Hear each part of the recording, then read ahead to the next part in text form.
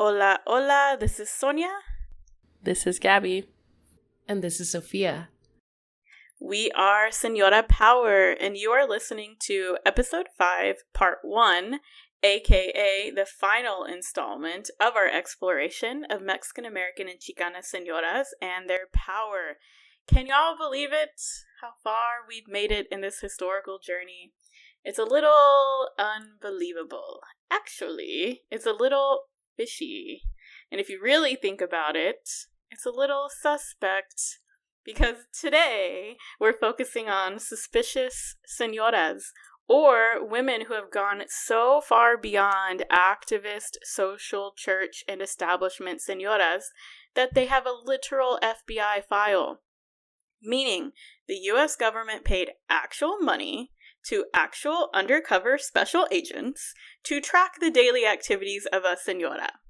In fact, the FBI wrote this about the señora we're discussing today. Quote, Francisca Flores is believed to be the most dangerous and who, in all probability, should be interned in the event of war. Dangerous, suspect, and very señora, Francisca Flores was someone who was not only a key figure in the 1960s Chicano movement, but a radical progressive who spent her entire life, all of her time, energy, and resources educating people on the ways that racism, sexism, and labor exploitation interlock together to oppress Mexican Americans. So 2 quick notes before we dive deeper. 1, our discussion will include heavy content like deep state surveillance, racism, sexism, abortion, and forced sterilization. So if any of these topics are not for you at this moment in time, here is your heads up. 2, our retelling of Francisca Flores' life and suspicious activities is owed in great deal to Ana Nieto Gomez.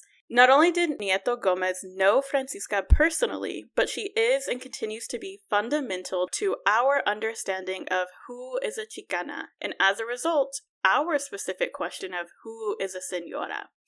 Another key source is Dr. Pablo Landeros, the scholar who actually uncovered Francisca's FBI file, and who the 3 of us were fortunate enough to interview in the research stage of this episode. His chapter in Latina Histories and Cultures and his PhD dissertation are absolutely critical to this work. Also, Dr. Marisela Chavez, who recently published Chicana Liberation last year, focuses a great deal on Flores and was very, very helpful as well. And finally, the California Ethnic and Multicultural Archives, or CEMA, at UC Santa Barbara, which we visited in 2023 and 2024 to gather this information. All of these sources will be included in the show notes, including additional helpful material. Okay, are you 2 officially suspicious enough to begin? Yeah, let's do it. Who is this señora? I want to learn more about her. All right, you're about to. Theme music.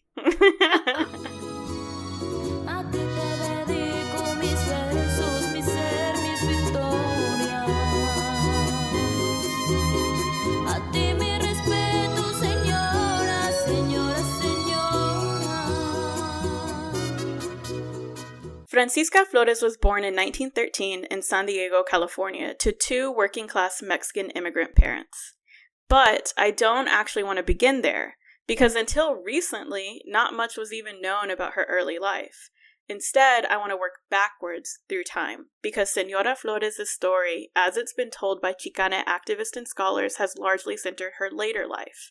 While Flores died in 1996 in San Diego, her hometown, she spent 51 years in LA, working with and for communities who were primarily Mexican-American, low-income, working women, single mothers, and Spanish-speaking immigrants. She's probably most well known for co-founding a nonprofit called Comisión Femenil Mexicana Nacional, which we'll call Comisión for brevity. This was in 1970, and the year prior, Señora Flores attended the Chicano Canon event that was the 1969 National Chicano Youth Liberation Conference in Denver, Colorado. She, like many other women, walked away disgusted by the machismo and Mexican-American brand of sexism that sidelined women as wives and mothers only, not as activists, not as leaders, nor as key figures in the civil rights movement. This includes her disappointment in other Chicanas who formed the Chicana Caucus, or a small community within a big conference that grouped together to focus on specific issues.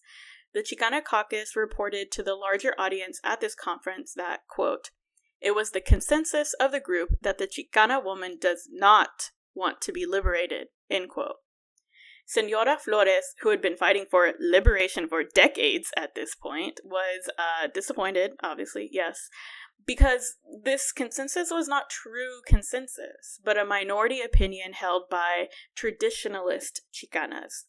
But also, Dr. Marisela Chavez argues that in this moment, Flores saw an opportunity to build on the majority of Chicana voices in that caucus who were left unheard.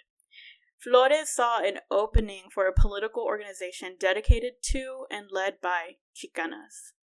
Thus, she formed a women's workshop in 1970 for the first Mexican-American National Issues Conference in Sacramento, and she titled the workshop Comisión Femenil Mexicana Nacional. The workshop went so well that she created a newsletter called the Comisión Femenil Mexicana Report, which gave an account of Comision's activities of various Chicana figures who were actively working to advance equal rights and representation. An executive board was soon established, including Grace Montanez Davis, who said in her own oral history that Francisca had a, quote, reputation of being liberal, yet she was accepted by everybody. And Francisca was highly respected in the Mexican-American community, especially in Boyle Heights and Logan Heights in LA. She also worked closely with Gloria Molina, who took over Comisión leadership for many years. And Molina said in a 1990 oral history, quote, "Francisca is an amazing woman who was ahead of her times. To hear this woman speak and to be so assertive and to know what she was talking about, willing to challenge and to move on, she was tremendously exciting. Francisca and people like her, they were very, very important people. They were brand new people. It was like a whole new world that I entered when I got to meet women like them."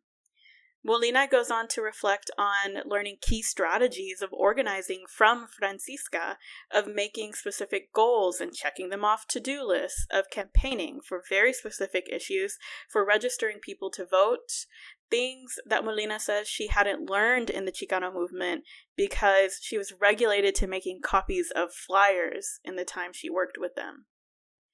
Out of Comisión, Flores founded and later incorporated the Chicana Service Action Center in 1972.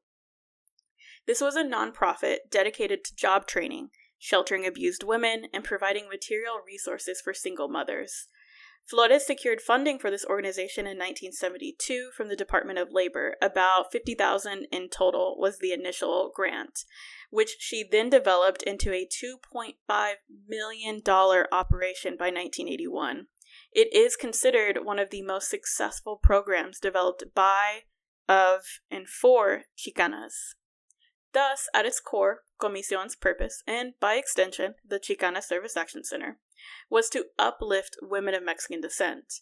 In fact, while it began in the 1970s, it's actually still operating today and has a massive feminist legacy, in large part due to Señora Flores, who founded the organization on core tenets like self-determination and reproductive rights.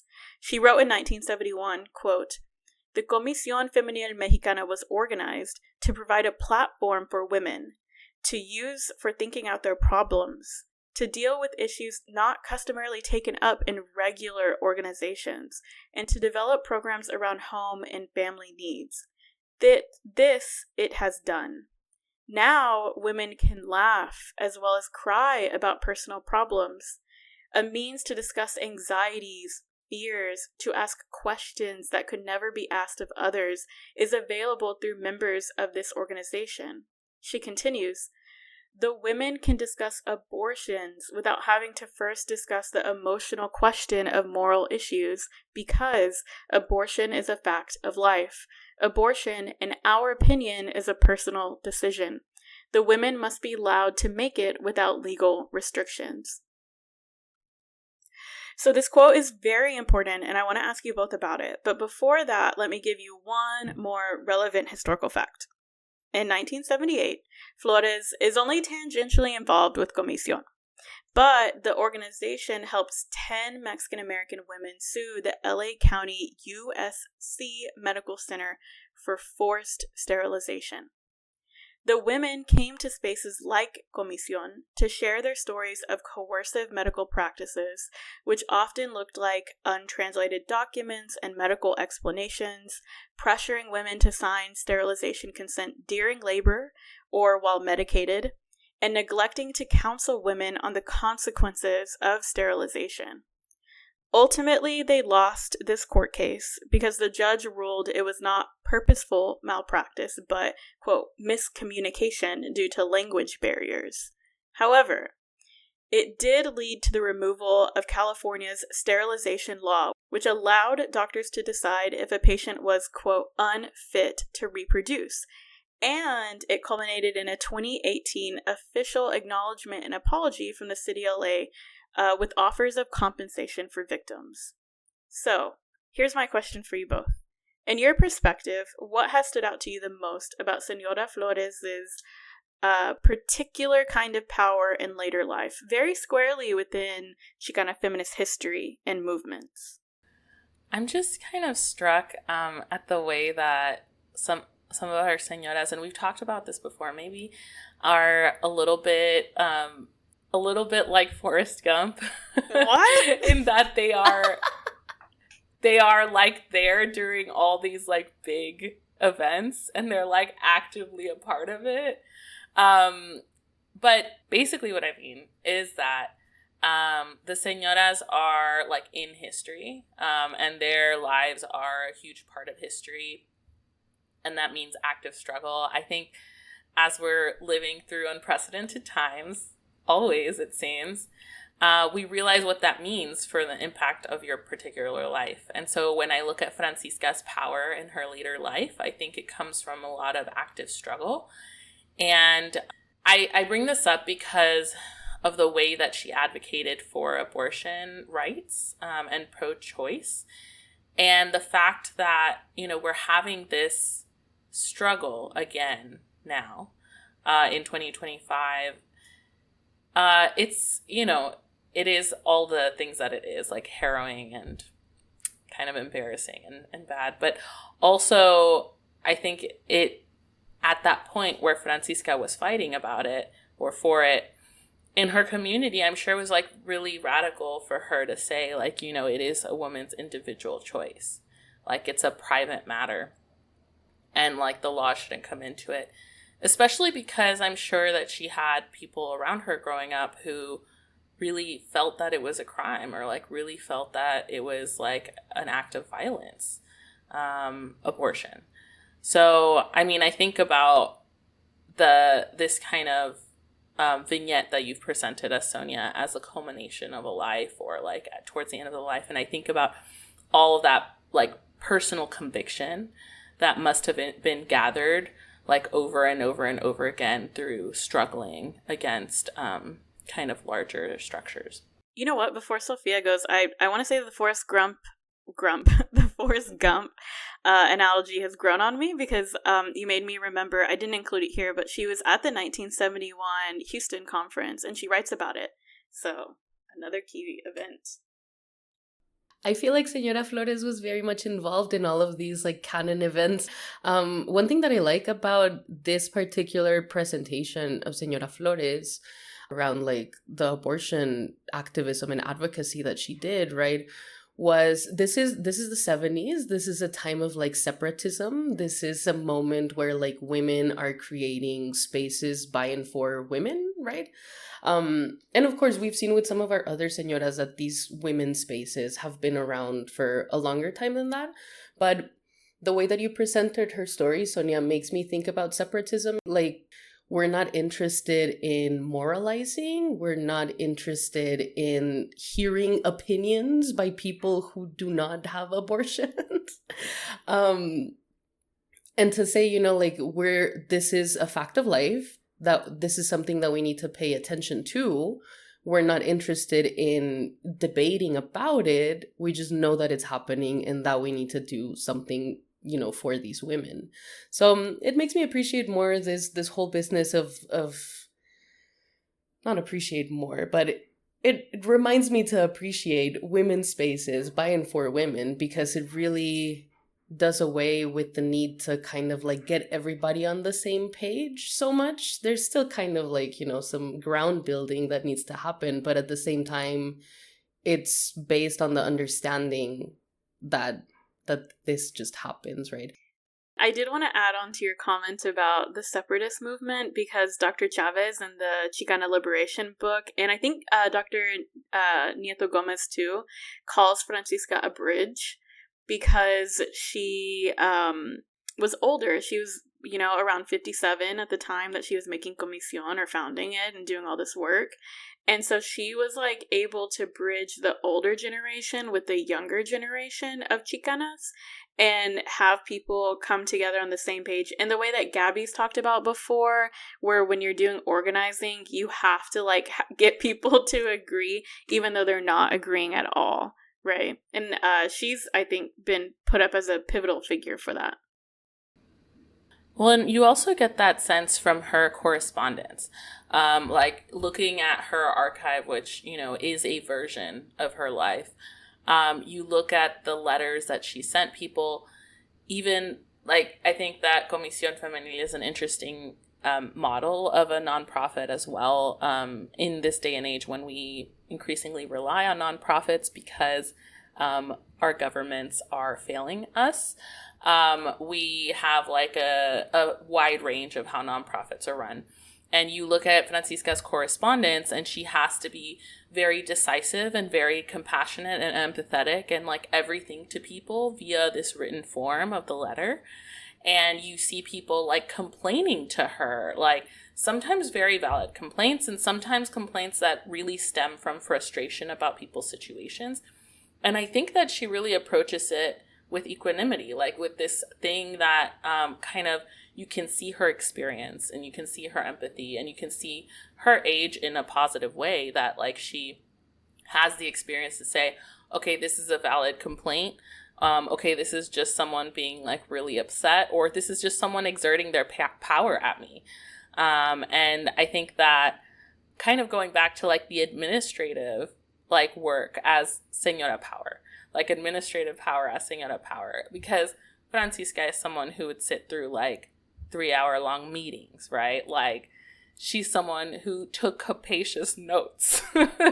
She's someone who, gave detailed answers via letters. And I think that as anyone who has been ghosted on an important email knows, a detailed letter is, I think, sometimes everything that you need. Yes, I agree. So continuing backwards through time, I want to quickly shout out Señora Flores' work on 2 key publication series. The most well-known is Regeneración, which she launched in 1970, so the same year as Comisión. I don't know what's with their señoras and the abundance of energy, but it quickly became one of the most important Chicano periodicals to date. Its title and foundational ideas follow in the footsteps of the Mexican anarchist newspaper of the same name, Regeneración, published in the 1900s and 1910s in support of Mexico's leftist party.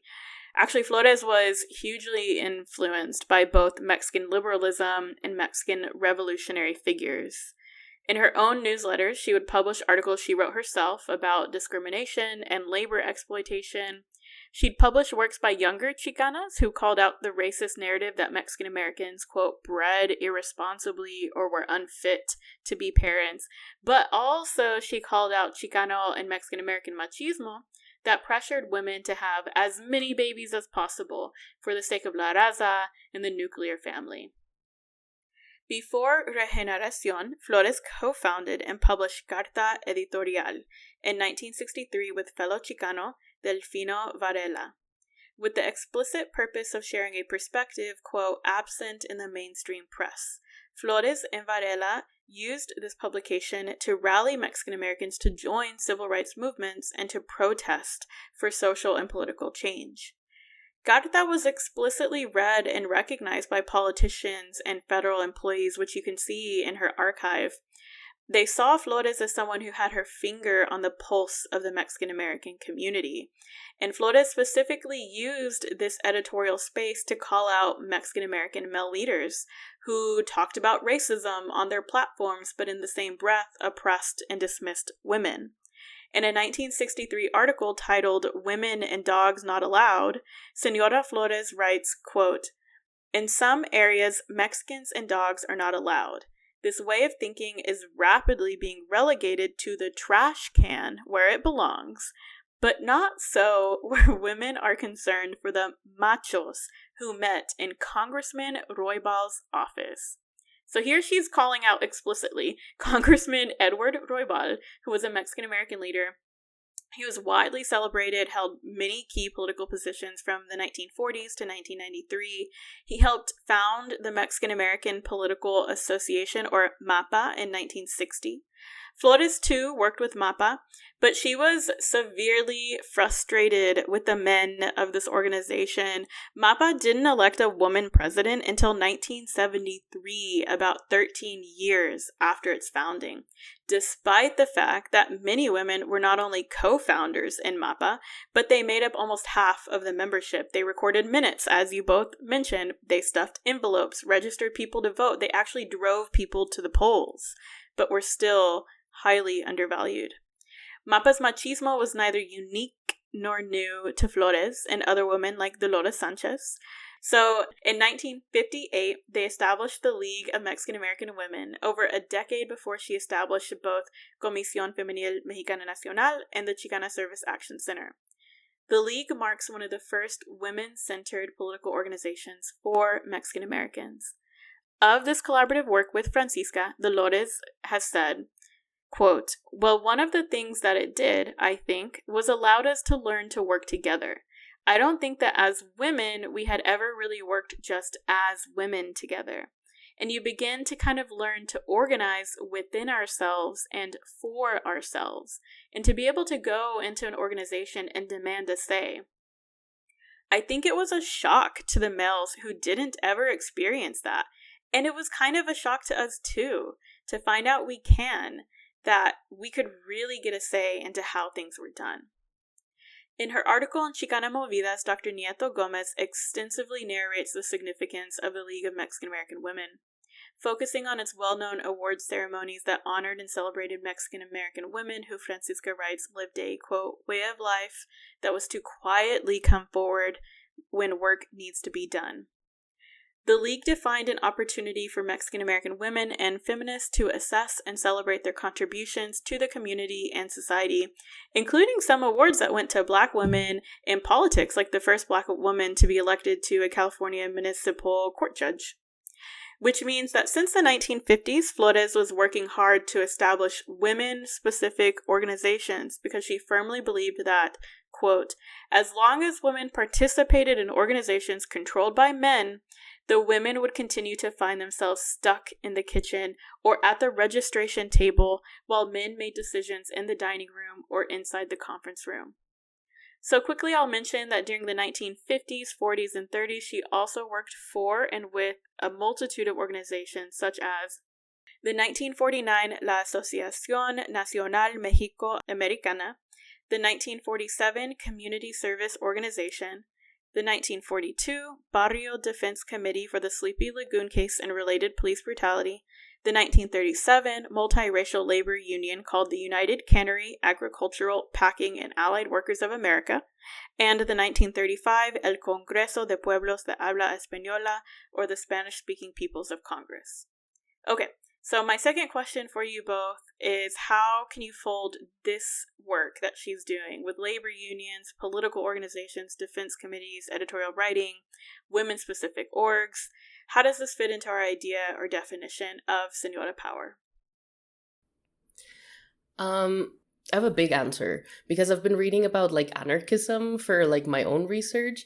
And so I think I want to provide more context for our listeners about what anarchism is, right? Because, Sonia mentioned that Francisca was basically revived this newspaper, Regeneración, which was actually started by, Mexican revolutionary exiles who were living primarily in Texas, as far as I understand it. So for this answer, I'm using Sonia Hernandez's work for A Just and Better World, Engendering Anarchism in the Mexican Borderlands, 1900 to 1938. It's a great history. It centers around one particular señora, actually. So if any of our listeners are interested in hearing more about how señoras participated in anarchism at the beginning of the 20th century, that's an excellent source for that. But just to give more context about anarchism, it's not, people often associate this word with like chaos, with like not having any rules, not having any laws, just doing whatever you want. And that's not at all what it's about. Actually, in South Texas at the beginning of the 20th century, anarchism was closely related to labor movement and labor rights, especially because we have a lot of Mexican nationals and immigrants really into like the Texas borderlands who are being exploited, not just men, but importantly, and that's the point of Sonia Hernandez's book too, women were very much involved because they held all of these menial positions. They were waitresses, they were seamstresses. And so basically women were an active force in the anarchist movement at the beginning of the 20th century, precisely because they were the part of the communities who were most exploited in their jobs, in their labor environments, I guess.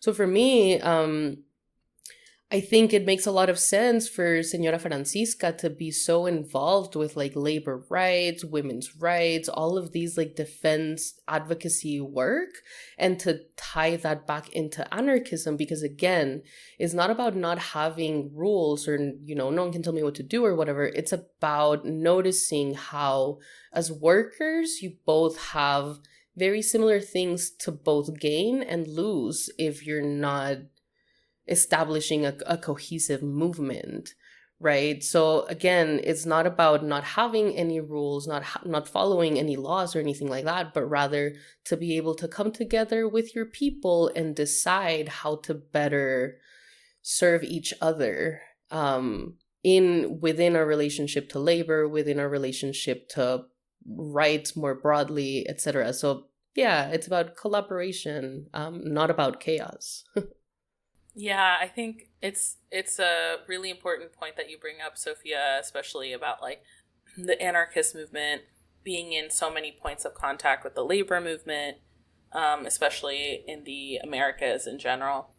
I think also when I thought about like, you know, labor organizing, political organizing, and Señora power, I thought a little bit, again, I keep thinking again about the specific like community making mechanism that comes out of like being a señora and like what that means. And we've talked about this a little bit before, that being a señora is kind of a lot about making community for other people, and then like on accident making community for yourself. But I think it's mostly centered towards the people around you, like their needs and how you can get them met. And so therefore there's like a lot of political thought and ideology that goes along with that. And I don't want to sell our señoras short, because there's a lot of political theorizing that a lot of them have done like successfully and put into practice. But I think that's the part that I want to point out, is that I think part of señora power is putting things into practice.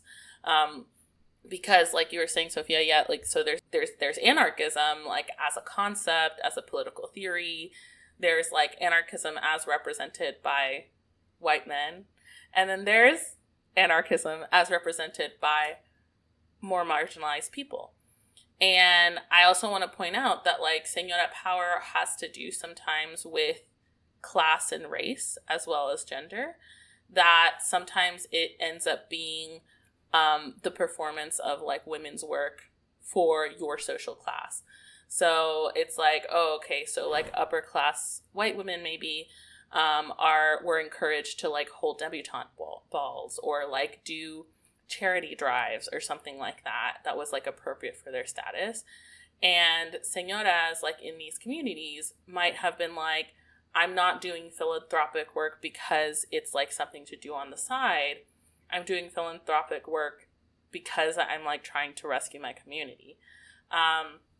But when you see like how, you know, class, race, and gender all define Señora power, I think that's like what makes it really powerful, because that's kind of the component that creates like the bridge between theory and practice for a lot of these women, and creates like this way of organizing that's so successful, because you can, I mean, and this is just normal organizing too, it's like you can say no to like a stranger. It's like, I never seen you before and I don't trust you.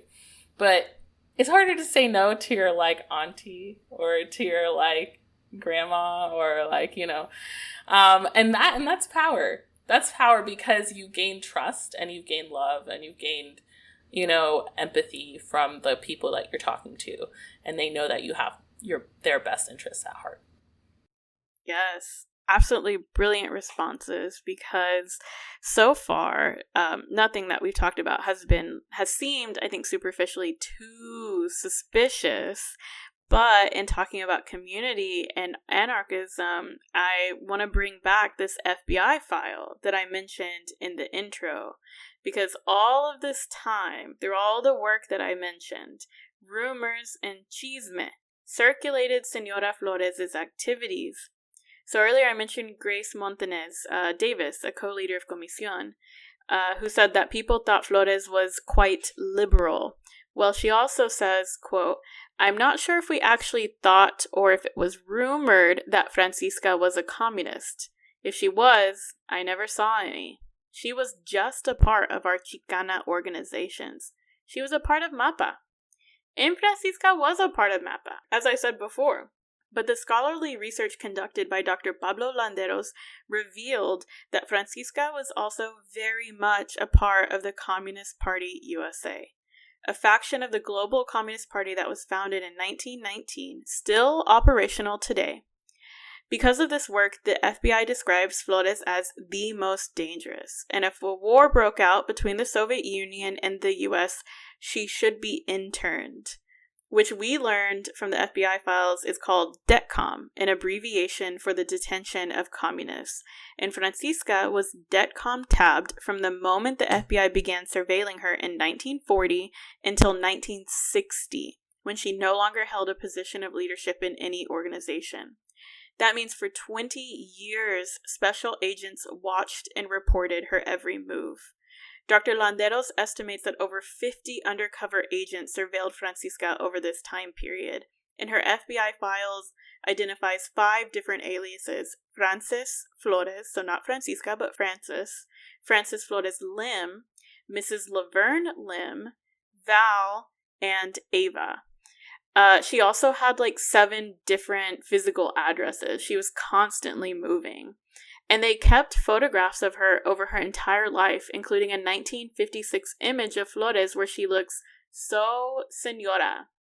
She has this short haircut that's kind of swept back from a kind of rounded face. She's wearing dark circular glasses, a simple patterned dress, and a little cardigan. A small purse hangs from her arm. It is so hard to believe that she was dangerous enough to be in the FBI's LA division of key figure lists and the National Security Index. But, to be fair, before she left the CP USA, the Communist Party USA, in 1958, she held many key positions and did key labors, such as being elected to the Finance Committee in 1939, which is what initially flagged the FBI's attention. Being elected a leader of the Logan Heights section of CPUSA dedicated to Mexican-American recruitment. She became the director of the literacy department, writing and disseminating communist publications and pamphlets. She translated a lot of this literature by publishing communist papers in Spanish.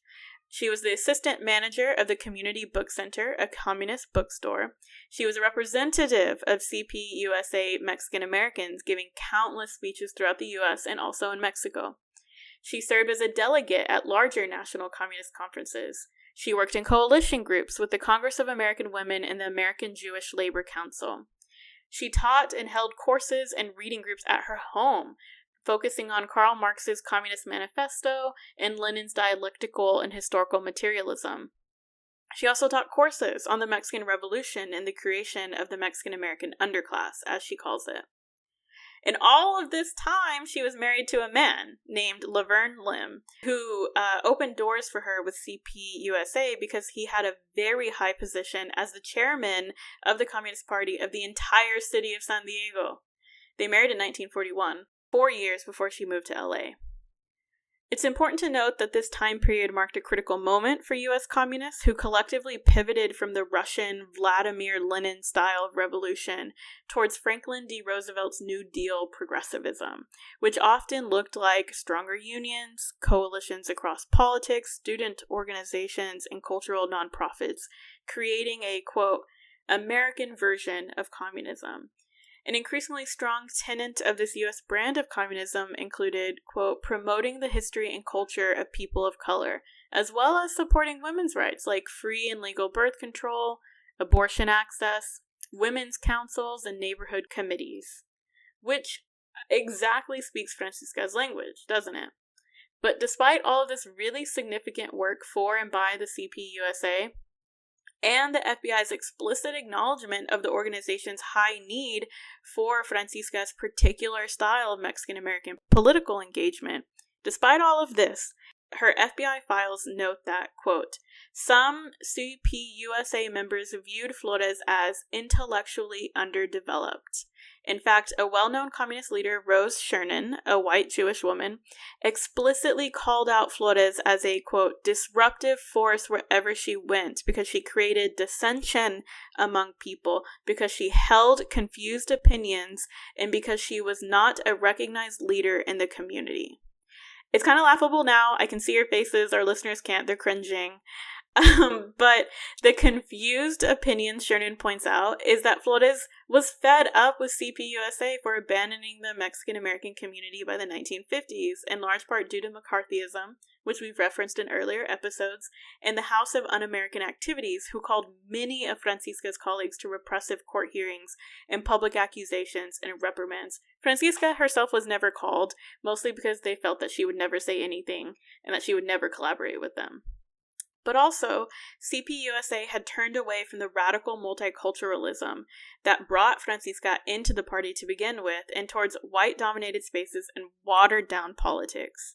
Dr. Landeros argues that all historical evidence, all the things we've said so far, points to Francisca as a deeply respected person within the Mexican-American members of the Communist Party, and that Señora Flores had actually evolved beyond Chernin and mainstream communists towards an increasingly relevant and new direction of activism, as evidenced by the first part of this episode, where she basically led civil rights movements throughout the 1950s and 60s.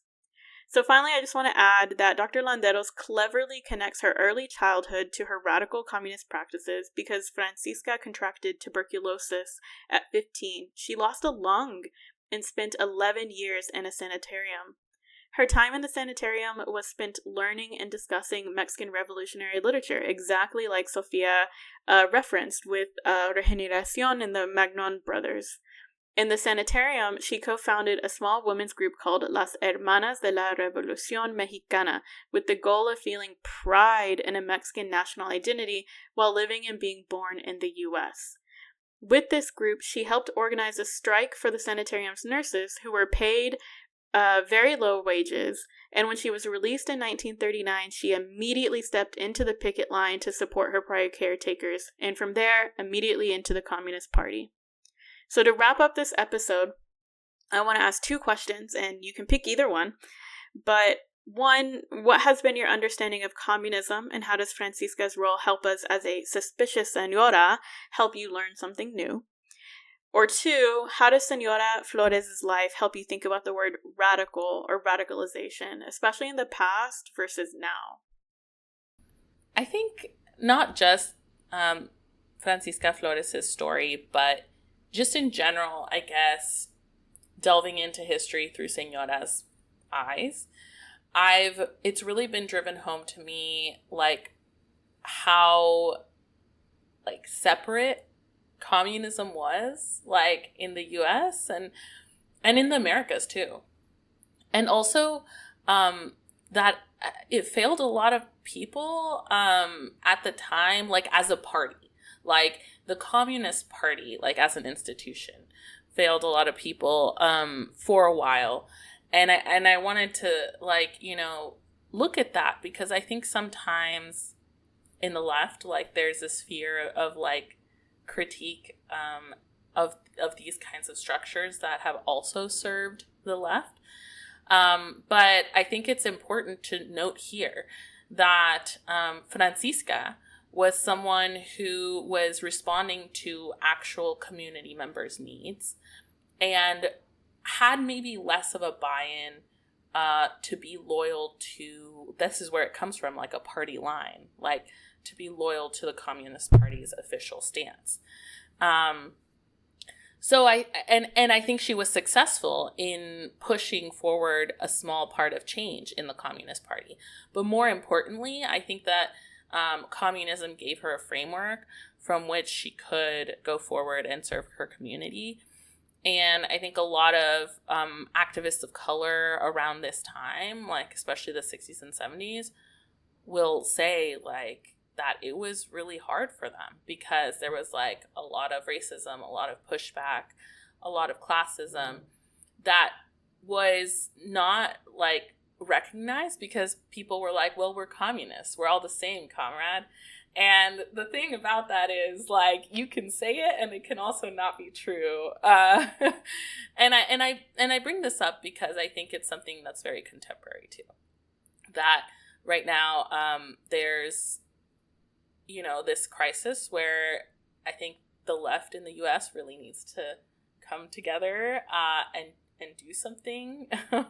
But I think that also you can't bury or ignore these kinds of like fissures that are happening as well, because as we're learning from Francisca, actually when you are true to your values, because your values are your community's values, then you are able to affect change, and you don't have to like stick to a party line, but you can still be loyal to the people who are fighting alongside you. And I think that nuance is something I want to take away from Francisca's life. That's a great response, Gavi. Your thoughts about like communism and how the internal divisions within that party itself, right? Within the divisions within communism, the divisions within the left, the divisions even now within like the Republican Party, which, you know, is going through its own thing, maybe, hopefully, I don't know. But that's kind of like what I want to take away from too, in terms that you can identify with something, with a political group, with a political ideology. You can say that, you can speak it, you can name it. But if you're not actively participating and carrying out those values that you're saying that you hold, it's like words are only worth so much, I guess. And this is me trying to answer the second question, Sonia's questions about, you know, the word radical or radicalization, how Señora Flores can help us look at those words in a different way. And, you know, she's been tachada as a dissenter. People didn't like the fact that she was raising all of these important questions that, again, are rooted in material reality. So she was coming face to face with perhaps a communist party that at some point said the right words, but then didn't put it into action. And she's saying, wait a second, where is the action? We need to think about this differently. And people are like, hang on, we're already communist. Isn't that enough? And I think that the answer is always no, right? Like, it doesn't really matter so much how you identify or the particular party line that you're sticking to. It's about listening to the people around you. And I think that that is the most radical strategy that our señoras have. Like, sure, we're going to be affiliated to this establishment, to this institution, to this church or whatever, but we are first and foremost going to pay attention to the community that surrounds us and the institution, the establishment, the whatever that is going to serve us. We're not going to be serving them kind of situation. And also, just to end, I guess, on all these thoughts, that señoras are doing it for the sake of, like, people. And when you talk about radicalization, I think the dangerous part is when you start doing things for the sake of the movement without remembering that the movement is actually people, and, like, the whole point that you got into things was because something was wrong with your life or whatever. And so the dangerous type of radicalization is when you're not, like, allowed to have critical thoughts anymore, or, like, when you forget why, like, you're even doing something and you're just doing it in order to be a part of something, and not in order to, like, go to a certain place with your community. So I think that's just, that's that on radicalization. No, those are really, really important points. And they help me think about how when I was writing the script and when we were in the archive and doing this work, learning about Francisca, I was, like, kind of reflecting on growing up in Texas, especially, like, a more rural town in Texas. I was always taught that communism was very bad, red flag, evil, scary, runaway, right? And I think that what y'all are pointing out is so, so important, and it helps me close the loop on why Francisca left, which is not just the reasons I stated, but there was a mass exodus of the Communist Party in 1956. She left in 1958 because the Soviet Union revealed, like, the mass atrocities that Lenin committed for the sake of communism, exactly as y'all are talking about. And she moved directly into the Chicano movement, as we saw. And I think that is her doing exactly what y'all are saying, right? Like, thinking along the lines of her community, who's around her, what institutions are around her that are helpful in that moment. Like the Department of Labor. That's an institution that she utilized, right? So I just think that those are really great comments. So much like the scholars who have published on Señora Francisca Flores, I want to end with her words. This is a 1971 quote from her newsletter, Regeneración. She says, "The issues of equality, freedom, and self-determination of the Chicana, like the right of self-determination, equality, and liberation of the Mexican community, is not negotiable. Anyone opposing the right of women to organize into their own form of organization has no place in the leadership movement. Freedom is for everyone." Thanks for listening to this episode of Señora Power. Bye. Bye. Bye.